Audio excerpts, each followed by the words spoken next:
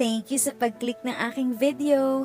Good day po sa lahat ng viewers, lalo na sa ating mga senior citizen. Sa mga bagong viewers at napadaan lang, by the way, I'm Tita Eda. Welcome to my channel. Alam ko kaya mo to clinic kasi gusto mong malaman kung ano ang update. Please watch the video until the end para malaman ang kasagutan at dagdag kaalaman.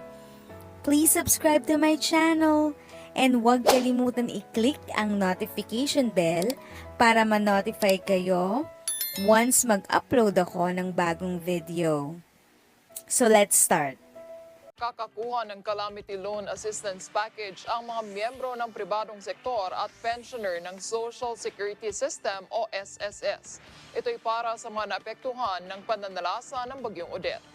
Base sa circular, sinabi ni SSS President and Chief Executive Aurora Cruz Ignacio, simula sa Enero 14, tatanggap na sila ng aplikasyon para sa 3 uri ng tulong sa mga biktima ng kalamidad sa 6 na rehiyon.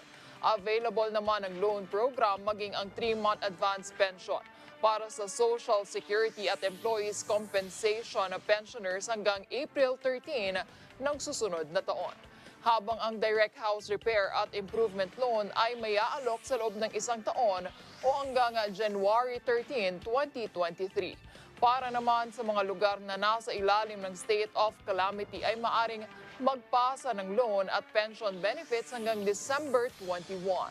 Particular na rito ang Mimaropa, Mindoro, Marinduque, Romblon, Palawan, Western Visayas, Central Visayas, Eastern Visayas, Northern Mindanao at Caraga. Hindi naman inilahad kung magkano ang makukuha sa naturang package.